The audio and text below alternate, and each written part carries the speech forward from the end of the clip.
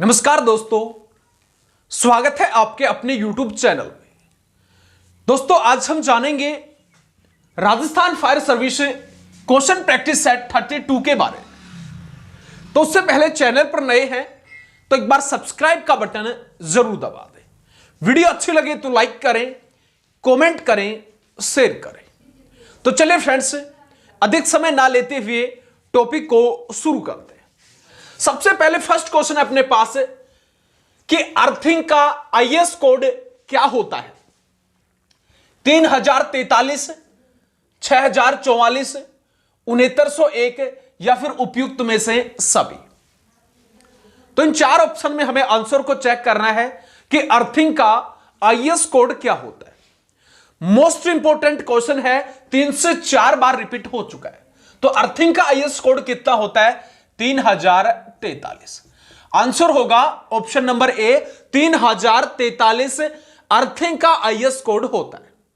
बात करें हमें 6044 के बारे में, तो 6044 आईएस कोड होता है द्रवित पेट्रोलियम गैस व उसका भंडारण का। 6901 अकॉर्डिंग टू 2009 गैस वेल्डिंग व उसके उपकरण। तो आंसर होगा ऑप्शन नंबर ए, अर्थिंग का आईएस कोड कितना है? 3043। नेक्स्ट क्वेश्चन की तरफ बात करते हैं। नेक्स्ट क्वेश्चन है, एनएफपीए 80 किसका है? फायर का, फायर पंप का, फायर एक्सटिंग्विशर का, फायर डोर और विंडो का। तो सबसे पहले तो हमें पता होना चाहिए एनएफपीए की फुल फॉर्म क्या होती है। एनएफपीए यानी नेशनल फायर प्रोटेक्शन एसोसिएशन के अकॉर्डिंग 80 जो है वो किसका एक कोड है? तो आंसर होगा option number D, fire door और विंडो का एनएफपीए कोड कितना होता है? 80। अगर पूछा जाए फायर के बारे में, तो फायर का एनएफपीए कोड कितना होता है? 1। फायर पंप का 20, फायर एक्सटिंग्विशर 10।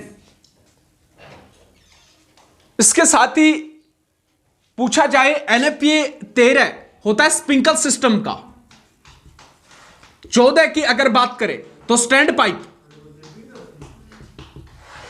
15 की अगर बात करें तो वाटर स्प्रे सिस्टम।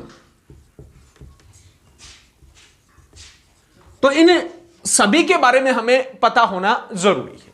ठीक है, धीरे धीरे क्वेश्चन सोल्व करते चले जाएंगे तो सभी जो कोड हैं, हमें एनएफपीए कोड है, आईएस कोड है, वो आसानी से याद हो जाएंगे। ठीक है, लेवल को थोड़ा सा जो है हर दिन बढ़ाने की कोशिश हम कर रहे हैं, क्योंकि अगर एकदम से बढ़ा देंगे तो क्वेश्चन जो है वो आउट हो जाएंगे। नेक्स्ट क्वेश्चन की तरफ बात करते हैं। नेक्स्ट क्वेश्चन है, डोरी किसे कहा जाता है? एक प्रकार की केबल को, एक प्रकार की छोटी नाव को, एक प्रकार की बड़ी नाव को, या फिर इनमें से कोई। तो डोरी किसे कहते हैं? तो आंसर होगा ऑप्शन नंबर बी, डोरी एक प्रकार की छोटी नाव होती है, उसी को हम डोरी के नाम से जानते हैं। नेक्स्ट क्वेश्चन है, स्टेबलाइजर किस फायर एक्सटिंग्विशर के अंदर डाला जाता है? Water type fire extinguisher, DCP type, foam type या CO2 टाइप। तो स्टेबलाइजर किसके अंदर डाला जाता है? आंसर होगा option number C, foam type जो फायर एक्सटिंग्विशर होता है उसके अंदर स्टेबलाइजर केमिकल को डाला जाता है। जो CO2 cartridge foam type fire extinguisher होता है उसके अंदर पानी प्लस सोडियम बाइकार्बोनेट और इसके साथ ही हम डालते हैं स्टेबलाइजर केमिकल को, क्योंकि स्टेबलाइजर जो केमिकल होता है वो फोम को गाढ़ा बनाता है और आग के ऊपर अधिक समय तक रोके रखता है उस फोम को। तो इसी कारण से सोडियम बाइकार्बोनेट के अंदर हम स्टेबलाइजर डालते हैं। इस कारण से आग के अंदर अधिक टेंपरेचर जो होता है उसको सहन कर सकता है फोम। तो आंसर होगा option number C, foam type fire extinguisher के अंदर स्टेबलाइजर केमिकल को डाला जाता है। नेक्स्ट क्वेश्चन है, एक्सटेंशन लैडर का कौन कौन से भाग होते हैं? हील, रोप, राउंड या फिर ये सभी? एक्सटेंशन लैडर एक ऐसी लैडर जिसके अंदर दूसरी लैडर फंसी होती है उसको हम खोल करके बढ़ा सकते, उसी लैडर को हमें एक्सटेंशन लैडर के नाम से जानते। ये दो प्रकार का होता है, पहला ट्रस्ट और दूसरा होता है अनट्रस्ट। ट्रस्ट लकड़ी के माध्यम से तैयार किया जाता है, अनट्रस्ट धातु के माध्यम से मेटल के द्वारा तैयार किया जाता है। तो उसी के पार्ट के बारे में उसमें पूछा गया। कुछ इस तरीके से होती है एक्सटेंशन लैडर।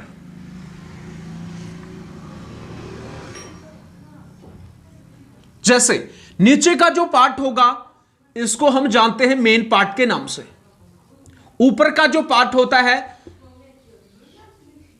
इसको एक्सटेंशन पार्ट के नाम से जानते हैं। ठीक है, तो इसी लैडर के बारे में पूछा गया है। सबसे पहले बात करें हील।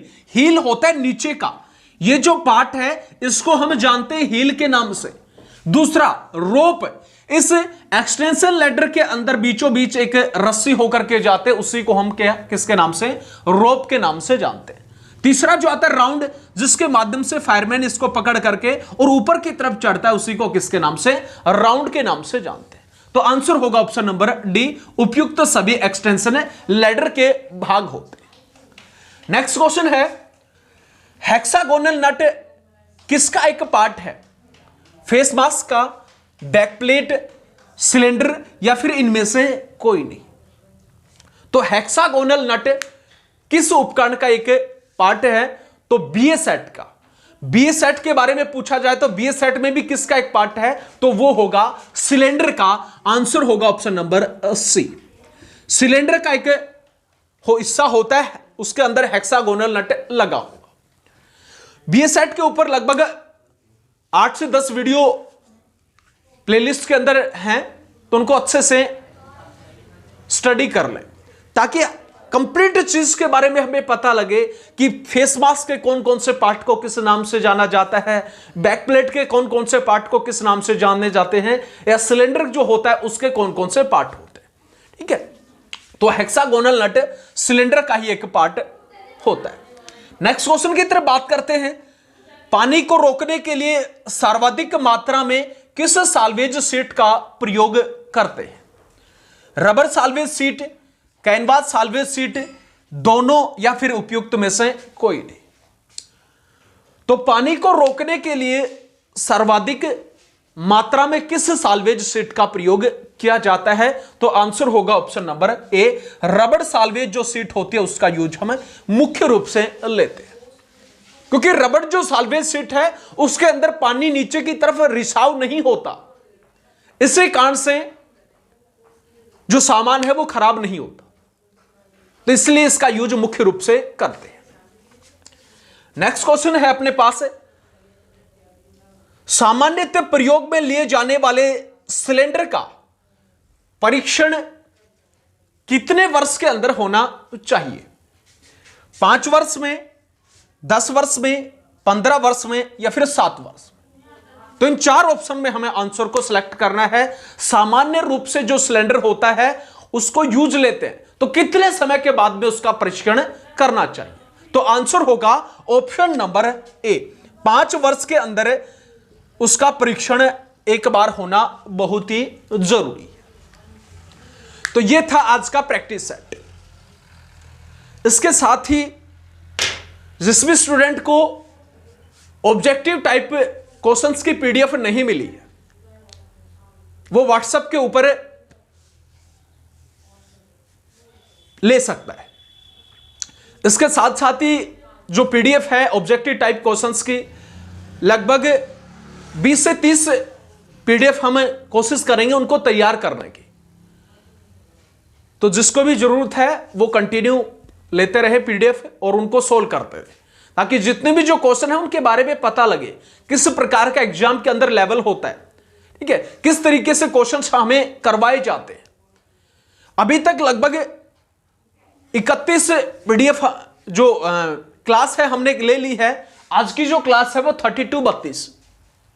32 क्लास अगर आपने अच्छे तरीके से देख ली तो मैं गारंटी लेता हूं कोई भी ऑब्जेक्टिव टाइप पीडीएफ हो, बुक हो, आसानी से आप उसको सोल्व कर देंगे। तो जो भी क्वेश्चन है, जो भी क्लास आप अटेंड करते हैं, अच्छे से मन लगा करके उसको अटेंड करें, पढ़ें। ठीक है। और जिसको पीडीएफ की जरूरत है तो व्हाट्सएप से अपने को कांटेक्ट कर लें और तुरंत पीडीएफ हमें मिलती रहे। डेली कोशिश करूंगा जब भी टाइम मिलता है तो 2 से 4 पीडीएफ आपको प्रोवाइड की जाए, उपलब्ध करवाएं। तो आज के लिए इतना ही, तब तक के लिए जय हिंद, जय भारत।